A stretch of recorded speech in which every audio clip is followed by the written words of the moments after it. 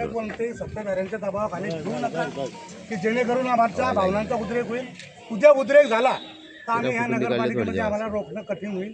मग नंतर इथं काम करणं सर्वांसाठी कठीण होईल. कारण आमच्यासाठी प्रायोरिटी जनता आहे. अमृत योजनेचा ठेकेदार जर कुठल्या याच्यात चुकत असेल की कधी रोड खोदला आणि तो करत नसेल, तो त्याची दबाई करत नसेल, त्यावर रोड करून देत नसेल, त्याच्या बाबतीत तुम्ही निश्चितपणे त्याला सूचना द्या आणि त्याकडनं ते कामं करून घ्या. आम्ही त्या बाबतीत म्हणणार नाही.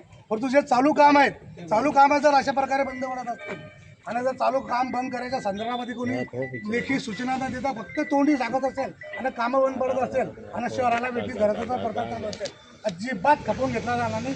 मग त्याच्यासाठी संघर्ष कोणत्याही टोकाला गेला तरी आमची ते संघर्ष करण्याची पूर्ण तयारी आहे. त्यामुळे तुम्ही असं कुठलंही तुमच्या माध्यमातून जर अशी सूचना दिली गेली असेल तर त्या सूचना त्वरित मागे घ्या आणि ते जे काम आहे ते सुरू करा. कारण नगरपालिकेनं संतोषी माता मंदिराजवळची पाण्याची टाकी लाईन आउट नगरपालिका करते, वर्कआउट नगरपालिका देते, सॉईल टेस्ट नगरपालिका करते.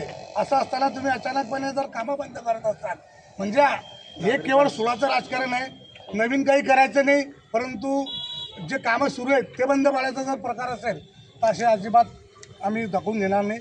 उद्याच्या दिवशी आमच्या भावनांचा उद्रेक झाला त्यास तुम्ही नगरपालिका प्रशासन जबाबदार राहील. सांगू तुम्हाला काय सांगायचं काही नाही. आम्ही तुम्हाला प्रेमाने सांगतो, जे चांगले काम आहे, शहराच्या हिताचे काम आहे ते कारण नसताना बंद करू नका. काही पाण्याचा विषय तुम्हाला स्वतःला माहिती काय काय नाही. 10-12 वर्षापासून परिस्थिती काय बोलायला होता त्या विषयावरती आम्हाला. तुम्ही स्वतः नागरिक आहे, तुम्हाला पण पाणी लागतं, लोकांना पण पाणी लागतं, त्या विषयावर काय बोलायला होता आम्हाला तुम्ही. हा निर्णय तुमचा शासनाचा निर्णय आहे.